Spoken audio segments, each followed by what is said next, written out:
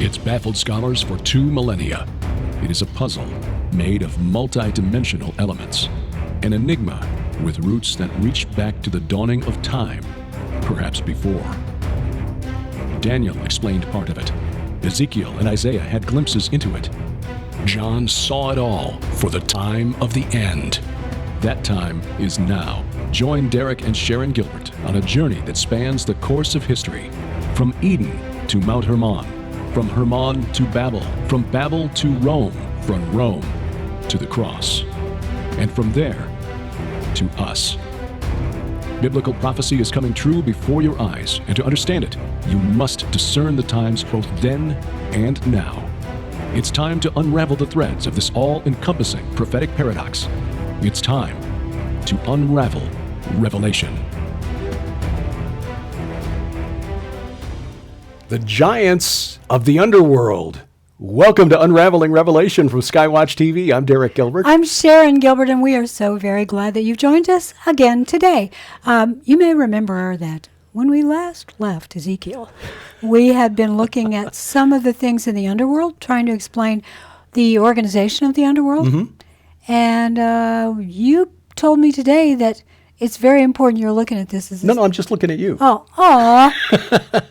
You were saying this morning that you wanted to make sure that today we addressed the types of entities that are there. We sort of talked about it a little bit, but it's hidden within the original language of Ezekiel, what's really there. Yeah.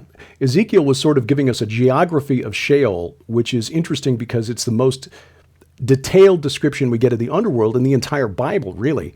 And what we find is that, very interestingly, it appears to be a hierarchy of evil in the underworld. Well, it's not a surprise. No, it's actually, as you pointed out last week, and correctly, a reversal of what we see in God's throne room and also in the temple and in the tabernacle, where you've got a holy place, the holiest place in the center, a holy place outside it, then a courtyard for... It's a little bit less holy, and then you get to a garden and a lot of other places within that domain. The closer you get to the holiest place, the more holy it gets.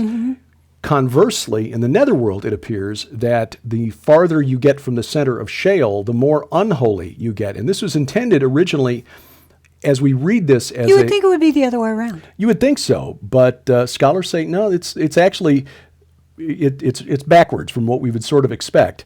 Yeah, but maybe not. You would expect the most evil, the biggest tyrant, the biggest rebel to be in the center, and I would argue that it is. Well, we'll discuss this because there are a couple of ways of looking at this. Because once we get past Ezekiel 32, the next week we're going to back up a chapter to Ezekiel 31.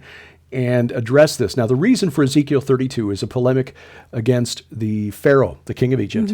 But he's comparing the Pharaoh with Assyria and the king of Assyria. And we discussed this last week. Ezekiel was writing this no more than 25 or 30 years after the Assyrians had been destroyed by the Chaldeans who controlled Babylon. Yes. And I would also argue that only recently have scholars uncovered texts that not only give context to the polemic going on, but also help to translate what is originally there more appropriately. Absolutely right. It's only been within the last 40 years that scholars have agreed that there was a cult that venerated the dead in and around ancient Israel, which is why we thought it was important to write our book before the most recent veneration. And we will draw on that book today as we discuss some of the deeper meanings of who exactly are these mighty chiefs who are in the midst of Sheol. So where do you want to begin? Well, let's start with Ezekiel 32, beginning at verse 20. Okay. And we did mention this last week. We did read this last week, but we'll go back and recover this again because there's we often turn to the Septuagint translation, which was the Jewish translation made from Jewish translation from older Hebrew texts into Greek, finished about 300 BC. And we do not know what text they used because it's not been discovered yet. I'm praying that the Lord will uncover that for us one day soon. Absolutely.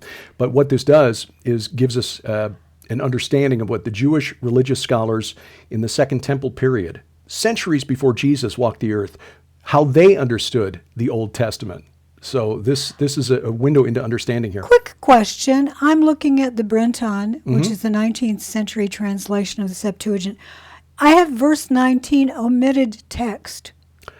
Was there a verse in the ESV or the original KJ Yeah. or The Masoretic text. So Yeah. verse 19 in the English Bibles, which is drawn from the Masoretic Hebrew text, which was completed around 900 AD, so more than 1,000 years after the Septuagint translation and the older Hebrew texts that were used to translate that version. Ezekiel 32:19 reads, Whom do you surpass in beauty? And this is addressed to the king of Egypt. Whom do you surpass in beauty? Go down and be laid to rest with the uncircumcised. And the uncircumcised, scholars argue, is a reference to those who are there, and we'll see more specifically here in just a moment. It's a reference to the giants who walked the earth before the flood. Isn't that interesting that that's not in the Septuagint? Therefore, we have to assume that it was not in the text that was used, whatever that text Correct. was. Mm-hmm. So verse 20 reads, They shall fall amid those who are slain by the sword. Egypt is delivered to the sword. Stop. Who are those who were slain by the sword? You going to get to that in a minute? Well, yeah, again, this is talking about the multitude of Egypt, which is referenced in verse 18. So a call back to verse 18, yes. Maybe. They shall fall amid those who are slain by the sword. Egypt is delivered to the sword. Drag her away in all her multitudes. The mighty chiefs shall speak of them with their helpers out of the midst of Sheol. And we talked about the helpers last week. But here it reads, They have come down, they lie still, the uncircumcised slain by the sword. Now, the reference here, the mighty chiefs, as we wrote in the book Veneration, the term in Hebrew, Gibborim Eli, can also be translated as the chiefs or the rulers of the Gibborim, the mighty men. And Gibborim is the term that was applied to the Nephilim in Genesis chapter 6. Now, it doesn't necessarily mean Nephilim because it was also applied to David's bodyguard. Are you going to read from the Septuagint? I was going to ask if you would do the I honors in verse would 20 love to. because this is very illuminating. This is the Brenton, which again is free online. And I get it at BibleHub.com. Beginning with verse 20. They shall fall with him in the midst of them that are slain with the sword, and all his strength shall perish. The giants also shall say to thee, Be thou in the depth of the pit? To whom art thou superior? Yea, go down and lie with the uncircumcised in the midst of them that are slain with the sword. That's why I asked in verse 20, who are those who are slain with the sword? Yeah. They're not necessarily Egyptians. Well, no, because they do actually, Ezekiel does go through and list a number of nations that are in the pit who have been slain by the sword. And they may be spirit beings who at one time had bodies. Yes, exactly. Because we get the words, the giants also shall say to thee. And that is similar to the declaration by the Rephaim in Isaiah 14 when the rebel from Eden is cast down. How thou art Exactly. fallen, O Lucifer, son of the morning. Yeah. And now you are weak as we, with worms as your coverings and maggots for a bed. Hey, But, look at you. You're nothing now. Yeah. But remember, last week we mentioned in Ezekiel 32:18, Son of man, wail over the multitude of Egypt, send them down, her and the daughters of majestic nations. But the word majestic is Adorim, which in a comparable Semitic language, Ugaritic, which is very similar to Hebrew. Yeah. Adorim means noble ones, which was a term that was applied to supernatural beings in the underworld. Yes. So that's the reason we're bringing this up this week, because this is not necessarily just a polemic against the enemies of Israel. And just so you understand, Physical we're enemies. not seeing giants and spirit beings everywhere. There are times when it's very clear that the entities of the beings being discussed are humans. But there are other times in the original language when I think it's better to assume that it's a spirit being. of some Exactly. And the reference here to these mighty chiefs in the midst of Sheol suggests that they have pride of place, that they are somehow distinct and fundamentally different from the run-of-the-mill human dead Yeah, in Sheol. I would argue that you are so correct, Right. sir. So this context, of course, is a polemic over Pharaoh, whose lands would soon be overrun by the Chaldean army led by Nebuchadnezzar. Oh, yeah.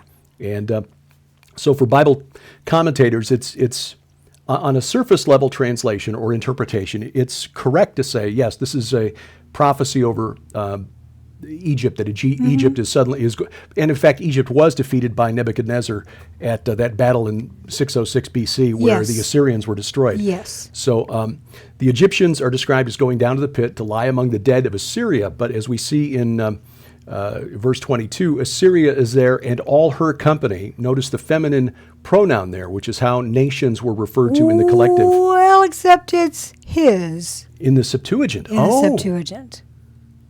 Septuagint says, there are Ashur and all his company. You're right. All his slain have been laid there. That's really interesting because that is a fundamental difference between the Masoretic. The Masoretic Hebrew text uses the feminine pronoun, which is how nations were referred to in the collective, the way we would refer to a ship as with a feminine pronoun in English. But a singular, the reason this is really interesting and why we're going back to Ezekiel 31 next week, Asher was the name of the chief god of the Assyrians. And he was identified with and equivalent to, same deity, different name, as Enlil, chief god of the Sumerians, Dagon, chief god of the Amorites who lived along the Euphrates River, and El, chief god of the Canaanites. He was all the same god. And then later called Kronos and Saturn by the Greeks and Romans. Yes. So this is why, this if is you're all... confused about that, Derek's writing a new book that will come out later this year that's all about that. Yeah. They just use different masks to different cultures. So, yes, that is really interesting. So Asher is there and Different all his finger company. puppets. Yeah, one puppet master with different finger puppets. And all his company in the Septuagint. Its graves all around it, all of them slain, fallen by the sword, whose graves are set in the uttermost parts of the pit. So contrary to these mighty chiefs, the Assyrians, or Asher, but given the context there, the graves all around it, all of them slain in the plural, may suggest the Assyrian soldiers, the Assyrian nation that was destroyed by the Babylonians. Possibly, but you've also got warfare conducted by loyal and fallen angels against one another, and also fallen angels who fight amongst themselves. That opens up a whole nother dimension to this. Doesn't it, though? This is why Sharon writes the Red Wing Saga, supernatural fiction, and shows that these supernatural entities aren't all aligned with one another, even as they are aligned against God. Yeah. Just as members of a certain political party may not all be friendly with one another, even though they may oppose the opposite political party. Same kind of maneuvering going on in the spirit realm. So here we potentially see, based on the Septuagint translation, and the fact that in Ezekiel 31, Asher is mentioned with the masculine pronoun. Yes. We could see here a depiction of a war between the fallen, the chief god of Babylon, against the chief god of Marduk versus Asher, in a sense. Yes. What is your verse 24? Verse 24, Elam is there, and all her multitude around her grave, all of them slain. This says, there is Elam, and all his host round about his tomb. That's right. And I've got a newer translation of the Septuagint, but again, it's the masculine pronoun. And I would argue that I've not done any research on this, so forgive me for not explaining further, but I would argue that if Ashur is an entity, that Elam is as well. The Prince of Persia. Yeah. Yep. The point here regarding these uncircumcised nations in the underworld, and all of these nations that are mentioned, Elam, Meshech, Tubal, Edom, the Sidonians or the Phoenicians, and the princes of the north, that all of those essentially show up in Ezekiel 38 and 39 as part of the coalition from the north in the war of Gog and Magog. And by the way, I don't think this has happened yet, if these are talking about spirit entities, because the Prince of Persia is still in this world. Still around, yes. Now, Ezekiel does say in Ezekiel 32 that these are already in Sheol and will greet the Pharaoh of Egypt upon his arrival in the netherworld. But this is what's interesting here, with going back to the Assyrians or to Asher, whose graves are set in the uttermost part of the pit, and her company is all around her grave, or his company is all around his grave. What verse are you on? That's verse 23. Fallen by the sword, who spread terror in the land of the living. Now, this word terror in English doesn't really capture the Hebrew sense of the word. And I'm going to mangle this, the Hebrew pronunciation. It's Chittith, I think, Chittiyth, Chittith. In the Hebrew mind, that conveyed a supernatural fear, like panic, of the sort you would feel when you saw a ghost. Yes. Or a demon. Yes.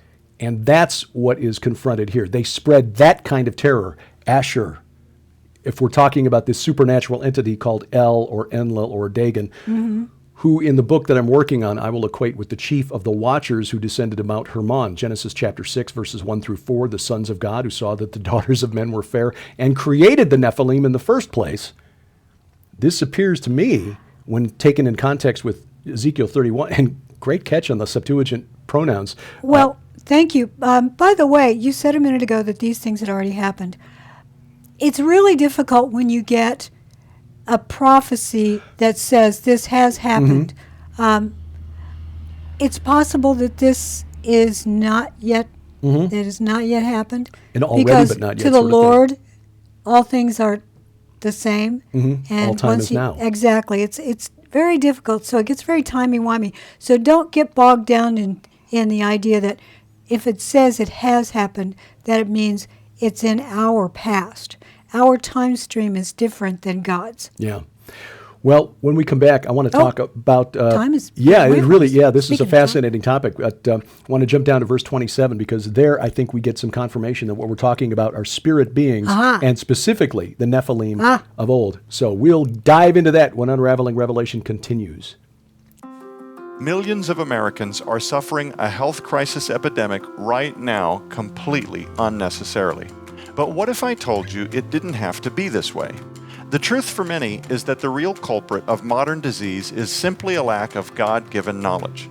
In Unlocking Eden, we provide hopeful, scientifically supported revelations regarding how you can access freedom from the bondages of disease. Skywatch TV is proud to announce the Unlocking Eden Special Collection.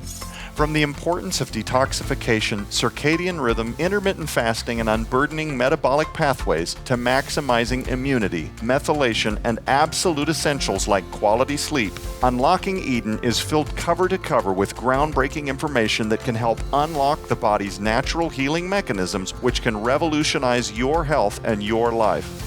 In this incredible special collection from Skywatch TV, you'll also receive the Unlocking Eden Companion DVD, featuring the entire 4-week television series on Unlocking Eden and special content with my co-author Daniel Belt and I on securing some of nature's most powerful antiviral nutrition during seasons of virus, flu, and so much more. We're also including the never-before-released special edition Eden's Essentials publication featuring special reports on gut health, chronic pain and sleep management, fermented foods, and so much more. You'll also receive the Eden's Essentials Founder's Vision DVD, featuring interviews with Dr. Thomas Horn and Daniel Belt and I on our vision to provide nutrient-dense supplements derived directly from non-genetically modified foods, grown from clean soil, free of pesticides, herbicides, and biosediments to achieve the highest degree of health possible. Sold separately, these items hold a retail value of over $150. Yours now for a donation of only $35 plus shipping and handling. So revolutionize your health, maximize your immunity, and restore your vitality. The Unlocking Eden Special Collection, available now at the Skywatch TV store online. Order now or call 1-844-750-4985. Welcome back to Unraveling Revelation from Skywatch TV. I'm Derek Gilbert. I'm Sharon Gilbert. I've got my coffee hot. We want to invite you to join us this year, 2021, in Israel. And we're going to go to Jordan as the extension. So it's October of 2021. You can go to skywatchinisrael.com for all of the details. It will take you to the Aaron Lipkin tour page. You'll see the prices there, when we leave, when we come back. Well, you can, arrange your own airfare if you want, or you can have him do it. We always just let him do it. He gets the best deals. So if you want to go to skywatchinisrael.com and see what you have to do to sign up. By the way, we still don't know if they're going to require vaccination. We're not inclined to want to go that route, but we'll give you more information as it comes along. And Aaron he's talking to us every week. Right. This is very important, obviously, to him because it affects his livelihood. So he's paying very close attention to it. He and is, as we know more, we will pass it along to Oh, you. yeah, and he's coming to visit this summer, so we're hoping to see him then. Yes. And when we go to Israel, we'll see some of these sites. We can say, okay, the prophecy of Yes. Ezekiel 38 and 39 will be fulfilled down there. Oh, and yeah. Psalm 68, that's up there. It's an entirely different tour of Israel. We'll see many of the sites that the other tours go on, but we'll go to places that nobody else goes to. Absolutely. Well, verse 27, and I know that we're just doing a thumbnail sketch of We have to this continue chapter. next week. Yeah, we do. And again, I want to get back to Ezekiel 31 because I think that sort of cements this whole idea as part of a whole. And then from there, we can show you why this is relevant to Revelation 9. Verse 27, Ezekiel 32, and they do not lie with the mighty, this is the ESV translation now, the fallen from among the uncircumcised, who went down to Sheol with their weapons of war, whose swords were laid under their heads, and whose iniquities are upon their bones, for the terror of the mighty men was in the land of the living. Now here's the reason this is so fascinating. This is entirely different, by the way. Yes. Well, let's go ahead and read the Septuagint then. And they laid with the 27? Yes. And they are laid with the giants that fell of old, who went down to Hades with their weapons of war, and they laid their swords under their heads, but their iniquities were upon their bones, because they terrified all men during their life. Mm-hmm. So Ezekiel is saying that the power of these nations that he's named here, from Assyria, Elam, Meshech, Tubal, et cetera, was that they had caused terror in the land of the living. Isn't that in the land of the interesting? living. Because the assumption is, and it may still be correct, but the assumption is that the Nephilim, the hybrids, were condemned because they were hybrids. Mm-hmm. This seems to imply it's because they terrified the land of the living. Exactly right. Now, Ezekiel, like Isaiah in Isaiah 14, is portraying these spirits as powerless to affect the living. Once they're in Sheol, they don't come back through those gates. Now, we do know that demons can inflict us, and those spirits of the Nephilim afflict us, is what I meant. But they lack their bodies, and they Right. long for their bodies, and they believe that they will be resurrected. Yes. And that's what this whole war is about. Who actually gets resurrected at the last trump? Spoiler alert, it's us who accepted Yay! Jesus Christ as Lord and Savior. But here's the thing. Some scholars who read this verse in Ezekiel 32:27, the phrase is Gibborim Nephilim me olam, which literally means mighty fallen ones of old. Okay? This is an allusion to the giants of Genesis 6, verses 1 through 4. The mighty ones, the mighty fallen ones of old. But there are scholars who believe that Nephilim contains a mispointed vowel. Now, I'm not a Hebrew scholar. I'm having to depend on Hebrew scholars who have come up with this. Because originally the consonants had no diacritical markings, and Exactly. then later on they were put in to allow people to understand. Right, and that's why we look at the Septuagint, because the Septuagint translators, 300 years before Jesus, clearly understood Ezekiel to mean the giants. Yes. Not just mighty warriors, but actual giants, a reference to Genesis 6. But if you take the mispointed vowel from Nephilim and read it Nephilim, the verse becomes this: but they do not lie down with the mighty Nephilim of ancient times, who went down to Sheol with their weapons of war, their swords placed under their heads, and their iniquities upon their bones, for the terror of the mighty ones was in the land of the living. Well, that goes along with the Septuagint because it says giants. Exactly. And that they terrified all men during their lives. So this change doesn't change the meaning of the verse, it just makes it plainer. It makes it plainer, exactly, when you understand that. Yes. By the way, verse 29 is really good. Well, go ahead. These are laid, the princes of Ashur, who yielded their strength to a wound of the sword. These are laid with the slain with them that go down to the pit. Now, the Nephilim, pre-flood, didn't die by the sword. No, they did not. They lie among the uncircumcised with those who are slain by the sword. So all of these nations that are mentioned here were antagonistic toward Israel, at least to a degree. Oh, yeah. Elam, not so much, But these the others, nations, Elam, in a way, because we're going to see that in the end times, Elam joins in Iran, Persia. Right. Yeah, and that was my point. Was that historically speaking, Elam was one of the farther removed nations, and not, but but the assumption is all of this is past. Right. What When if we look this at has not yet all been fulfilled? Exactly, and I had not thought of that before today. So, yeah, but clearly what Ezekiel is describing here in Ezekiel 32, and next week we'll go back to Ezekiel 31, and we'll make the case that Assyria, which is the same Hebrew word as Ashur, the chief god of Assyria, have been conflated.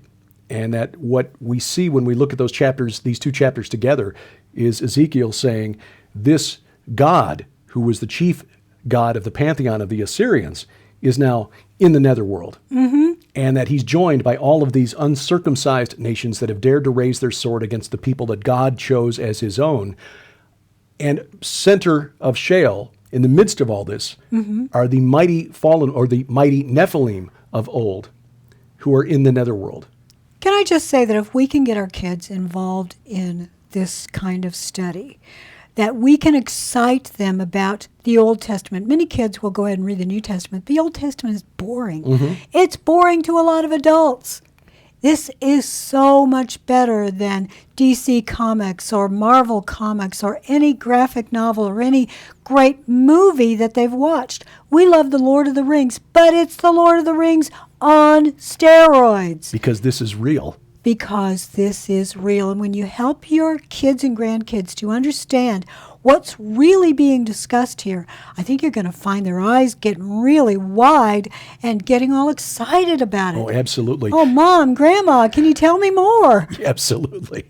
And then take them to Job 41 and have them read the description of Leviathan, which is a dragon. A dragon. And by the way, they need to read your book, Iron Dragons. Oh, it is so good. If you've got a young reader, what would you say the lower age around? 12, 11? Oh, maybe even 10. Yeah. Because I try to leave out anything. It's very that would be family friendly, inappropriate. exactly, but it's exciting. Yeah. Well, thank you. You're welcome. Well, yeah, and you're right. The Bible, when we properly understand it, is the Lord of the Rings on steroids, which is why our most recent book is called Giants, Gods, and Dragons, because they're all in here when we understand it. And that's why when we bring out the Septuagint, it's to show that the Jewish scholars in the centuries before Jesus and the apostles walked the earth understood this. It's just we have lost it from our understanding because we have translated it out, and we've got an anti-supernatural bias in the church that we need to overcome. We do, and I think that sadly the pastors have let us down, and it's not their fault necessarily because they're trained. They're trained that way, exactly. Yeah. So retrain your pastor. Yeah. Well, next week we'll talk about who exactly is Ashur and why was Ashur sent to the underworld and covered over with the deep. Oh, I know. This is going to be good stuff, so stay tuned. This is Unraveling Revelation from Skywatch TV. Unraveling Revelation is part of Skywatch TV, a viewer-supported ministry. To learn more about Skywatch TV and the work of our sister ministry, Whispering Ponies Ranch, please visit our website, skywatchtv.com.